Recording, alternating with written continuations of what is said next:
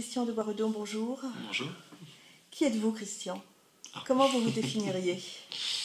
Alors, je suis entrepreneur social et j'ai créé Spark News, qui est un amplificateur d'impact social. Et on a trois métiers qui se lient les uns les autres. Le premier est sourcer les projets les plus innovants qui ont un impact social, les partager avec les entreprises et les médias. Et l'aspect média est très important pour nous parce que c'est eux qui ont le pouvoir de partager les solutions à très grande échelle. Et une troisième mission qui est plus du conseil, d'accompagner les entreprises, les entrepreneurs sociaux qui travaillent ensemble dans un intérêt commun. Pourquoi vous avez lancé Spark News en 2012? Alors j'ai lancé Spark News après avoir initié, monté et cofondé Reporters d'Espoir. Et Spark News, en fait, c'était pour le faire à une dimension internationale. L'idée, en fait, c'est, je me suis rendu compte que déjà les médias parlaient très peu de ces sujets-là. J'en avais un peu ras-le-bol d'entendre que des catastrophes dans les médias. Et j'ai essayé de comprendre pourquoi ils ne parlaient pas plus souvent des solutions. Et donc, je me suis rendu compte qu'il y a deux raisons principales. Il y en a plus que ça, mais un, c'est l'idée reçue que ça intéresse personne. Et en l'occurrence, dans l'expérience précédente, on avait convaincu Libération de faire un numéro de Libé dédié aux solutions, qui s'appelait Libé des solutions et qui s'est avéré le meilleur vente de l'année, et qui chaque année est un succès, avec notamment d'ailleurs Patrick Busquet qui avait piloté ce projet-là. Et puis, je me suis aussi rendu compte que les médias nous disent: ok, très bien, parlons de ces projets, mais où trouver ces sujets? Il n'y a pas d'attaché de presse, il n'y a pas forcément de base de données pour tous ces sujets. Et donc, l'idée, c'était de leur apporter du contenu, en tout cas des idées de contenu, pour qu'ils trouvent ces idées et ces sujets. Voilà. Et donc, on a créé notamment une plateforme vidéo où on agrège en fait tous ces projets innovants. Et c'est une source d'information pour les médias. L'avantage, c'est que la communauté mondiale qui contribue à Spark News peut identifier des projets et les mettre sur Spark News, et les journalistes viennent se nourrir d'idées de sujets et ensuite ils le traitent à leur façon. C'est une plateforme d'offres de sujets? Alors, pour la partie, pour le site internet, voilà, ça c'est effectivement une plateforme d'agrégation de contenu pour les médias, mais aussi pour les gens qui cherchent des idées innovantes dont s'inspirer ou avec lesquelles travailler ou des projets à dupliquer. Et puis, aujourd'hui, un de nos gros projets, c'est l'Impact Journalism Day, où là, l'idée, en fait, c'était de dire, puisque les médias ont du mal à parler des solutions, faisons un projet collaboratif où j'allais convaincre en fait une quarantaine de grands journaux dans le monde entier, l'équivalent du Monde dans la plupart des pays, donc Le Monde, le Times of India, la Stampa en Italie, Asahi Shimbun fait 7 millions d'exemplaires au Japon, en Colombie, au Maroc, en Algérie, etc., enfin sur 4 continents. Et j'aurais dit, voilà, puisque ce sont des sujets qui sont difficiles à traiter et à trouver et à traiter, chacun, vous allez nous fournir 2 ou 3 articles sur des très beaux projets, sur des solutions innovantes. On va tout mettre en commun. Nous, on va aussi produire une vingtaine d'articles, de reportages. On met tout en commun et ensuite, chaque journal publie 8 pages dédiées aux solutions en puisant en fait dans ce pot commun. Si bien que, voilà, par exemple, dans le supplément qu'on a fait avec Le Monde, donc qui était dans le journal du Monde, vous avez des articles les nôtres, mais aussi ceux du Monde, et puis de tous les autres journaux. Vous avez 8 pages, voilà, comme ça. Et l'équivalent, par exemple, ça c'est la Stampa, donc un des journaux leaders en Italie, donc il l'a annoncé en une, et puis qui a fait 8 pages en prenant des articles de Spark News et des autres journaux partenaires. Voilà, et c'est assez amusant de voir dans le China Post, ils ont fait carrément 12 pages. Au Japon, alors donc là je comprends pas tout, mais ce sont les mêmes sujets. Le Tages-Anzeiger, qui est le plus gros journal suisse, donc en allemand. Vous avez aussi par exemple L'Orient le Jour au Liban, Al-Hayat en Arabie Saoudite, donc en arabe aussi j'ai plus de mal à le lire. En danois aussi, donc le plus gros journal danois, avec un rédac-chef, entre autres, passionné, qui du coup est allé convaincre les autres journaux scandinaves. Donc c'est ça qui est formidable, c'est qu'en fait ils deviennent aussi eux-mêmes des passeurs et des recruteurs. Ça c'est le plus gros en Autriche, en Colombie, au Mexique, enfin voilà, Ouganda, etc. Et juste pour l'anecdote, par exemple, le rédacteur en chef Mourad Hachid d'El Watan, qui est le plus gros en Algérie, il nous a dit l'année dernière, j'avais 2 journalistes qui ont participé.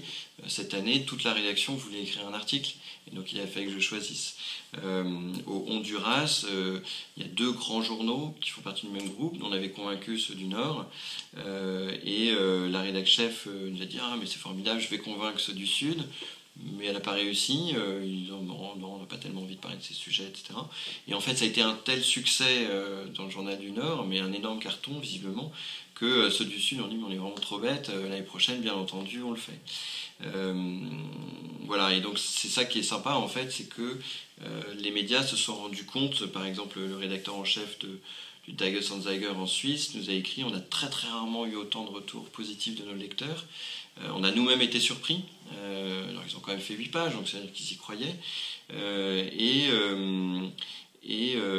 on avait totalement sous-estimé l'attente du public pour ces sujets-là, et donc on est en train de réfléchir sur la façon dont on pourrait insuffler de l'impact journalism au quotidien.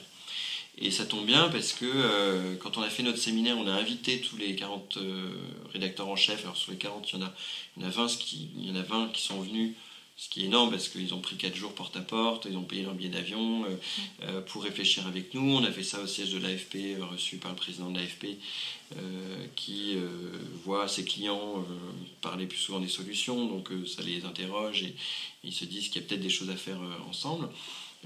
Et à l'issue de ce séminaire, les rédac-chefs nous ont dit voilà, c'est formidable de le faire 1 fois par an, c'est un gros projet, c'est mobilisateur, ça a du sens, on vend très bien ce jour-là, etc. Et pourquoi pas faire ça plus régulièrement. Donc on travaille sur une chronique hebdo où sur le même modèle, à tour de rôle, chacun proposerait des sujets et on pourrait proposer ces sujets, sachant qu'on touche, quand on cumule le lectorat à tout le monde, c'est 100 millions de lecteurs. Dans 4 continents, donc en fait tout d'un coup on a vraiment un impact important, et au-delà de cet impact, nous notre rôle en fait il est de faire vivre une expérience aux rédactions pour qu'elles le fassent elles-mêmes au quotidien et plus régulièrement. Alors ça c'est la presse, mais on est en train de travailler sur un projet avec les télés, sur le même modèle, avec les journaux économiques, on a un projet aussi avec la PQR pour la France. Voilà, donc en fait ça peut se décliner, et voilà, nous c'est le parti qu'on a choisi, c'est de travailler avec les médias plutôt que d'être un média à part entière, puisque d'autres comme Up Magazine le font très bien, et donc ça ne sert à rien d'être plusieurs à faire la même chose. Voilà, c'est travailler avec les médias pour les aider et pour s'enrichir mutuellement, quoi. Ça veut dire que le métier de journaliste est en train de changer, à votre avis ? Alors, le métier de journaliste est forcément en train de changer, parce qu'ils ont de moins en moins de moyens, donc la qualité de l'information est de plus en plus difficile à obtenir, et un des modèles de ce qu'on fait, justement, y contribue, puisque finalement, quand chaque média fait 2 articles, ils en ont 100 gratuits, ça leur permet de mettre tous leurs efforts et leur énergie, leur argent dans ces 2 articles, et donc d'avoir une très bonne qualité, dont tout le monde profite. Et donc finalement ça coûte moins cher pour avoir de la meilleure qualité. Donc on croit en fait finalement à ce type de modèle de mutualisation. Alors ça marche pas pour tout, mais en tout cas ça a du sens. Et en plus c'est beaucoup plus valorisant pour les journalistes, puisque quand ils sont repris par tous les journaux du monde entier, ils se disent que ça vaut vraiment le coup de faire un bel article, puisque l'impact est beaucoup plus important. Voilà, après, effectivement, il y a toute la question de la presse, du papier versus le web. Je pense que, bien entendu, on va aller de plus en plus vers le web, ce qui dans l'absolu, n'est pas un problème. Ce qu'il faut, c'est que les gens continuent il faut que les gens comprennent qu'une information de qualité, ça s'achète. Et donc, il faut que les gens arrêtent de penser que tout doit être gratuit. Sinon, on ne peut pas faire du journalisme de qualité. Et voilà, donc on contribue. Après, typiquement, si on prend l'exemple du Bangladesh, qui a 10 millions de lecteurs, donc le Proto Malo, qui est le plus gros journal au Bangladesh, avec 10 millions de lecteurs, Eux, ils gagnent très très bien leur vie, ils continuent à avoir des ventes papier très importantes, parce qu'ils ne sont pas tous connectés. Et pour la petite histoire, avec un peu nos idées préreçues, condescendantes, d'occidentaux, on leur avait proposé de payer une partie du billet d'avion du rédacteur en chef en disant bon, le Bangladesh c'est un pays pauvre, donc et quand il est venu en France, il nous a dit c'est vraiment très gentil de m'avoir proposé ça, mais en fait on gagne très bien notre vie. Avec votre supplément d'ailleurs, on l'a très bien vendu, et donc on a gagné pas mal d'argent, et du coup on voulait vous en redonner. Donc finalement c'est le Bangladesh qui va sponsoriser l'opération mondiale. Alors justement, on parle d'argent. Quel est votre business model Alors le business model il y en a plusieurs. Sur l'Impact Journalism Day, le deal avec les journaux est gratuit, c'est-à-dire que nous on monte l'opération gratuitement avec eux. Eux financent leur supplément de leur côté, ils peuvent trouver des pubs pour le financer. Par contre, ils nous donnent une visibilité privilégiée pour notre grand partenaire et des espaces de publicité qu'on redonne comme contrepartie à nos partenaires. Et donc en fait ça nous permet d'aller chercher des budgets marketing pub qui sont en général les plus gros budgets, qui ne viennent pas gréver sur des budgets de mécénat ou de sponsoring, qui sont plus souvent d'ailleurs inférieurs. Et ça permet finalement à l'annonceur de se dire je suis sponsor partenaire d'un projet, ce qui a beaucoup plus de valeur que de la pub neutre entre guillemets, et en plus c'est valorisé puisque rien que l'ensemble de l'exposition pour notre grand partenaire c'est 800 000 euros, et donc le retour sur investissement est très important. Après, quand on fait notre séminaire, on associe notre grand partenaire, en l'occurrence qui est AXA et qui a été un partenaire formidable. On les associe à notre séminaire avec les rédacteurs en chef, donc pendant 3 jours, ils peuvent rencontrer les rédacteurs en chef, ils co-construisent avec eux, et à la fin, on est tous copains, parce qu'on a vécu une expérience commune. Pour la petite histoire, on a fait une soirée avec 800 personnes au forum de l'école Impositive, qui nous a offert en fait la possibilité de faire cette soirée. On avait nos 20 rédac chefs sur scène, avec AXA aussi notre partenaire. Après il y avait une soirée dansante, on a tous dansé jusqu'à 2h du mat, ça crée des liens. Quand vous avez le rédac chef du Bangladesh, du Liban, du monde, d'Argentine et du Maroc, où tous ensemble avec nos équipes, nos stagiaires, nos partenaires, on fait la fête ensemble, ça crée des liens très riches et qui sont vrais quoi. Tout à fait. On voit bien là le succès donc de l'Impact Journalism Day et de l'engouement des différents journaux du monde entier face au journalisme de solution. Pourquoi la presse globalement ne parle pas plus souvent des sujets de solution ou de sujets positifs? Oui. Alors c'est une très bonne question, et moi quand je me suis posé cette question-là, il se trouve que j'avais passé 5 ans chez Bearing Point où j'avais fait la conduite du changement, et je me suis dit tiens, je vais appliquer la méthode de la conduite du changement au monde des médias. Et donc la conduite du changement, c'est comment vous amenez une organisation d'un point A à un point B, pour une fusion ou pour un nouveau système d'information ou autre chose.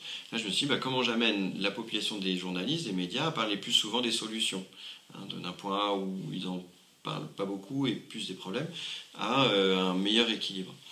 Et donc la méthodologie, c'est déjà se poser la question pourquoi ils ne parlent pas plus souvent des solutions. Donc il y a 4 raisons principales. La première, c'est l'idée reçue que ça n'intéresse personne. Un journaliste vous dit les traqueurs à valeur n'intéressent personne.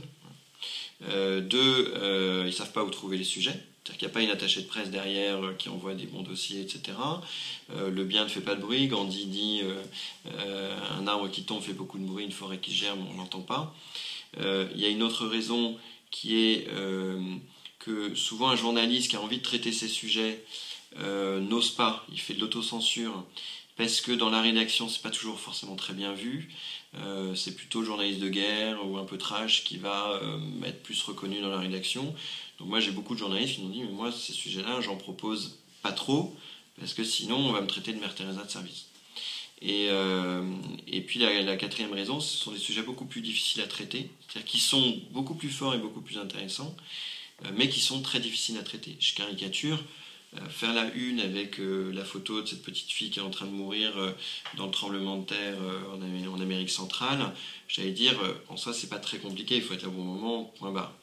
faire un très bel article qui va émouvoir les gens, qui va les toucher, qui va être formidable sur, je dis n'importe quoi, le microcrédit ou sur les entrepreneurs sociaux ou sur des innovations sociales, c'est plus difficile. Il faut trouver l'angle, il faut savoir comment l'amener, comment en toucher.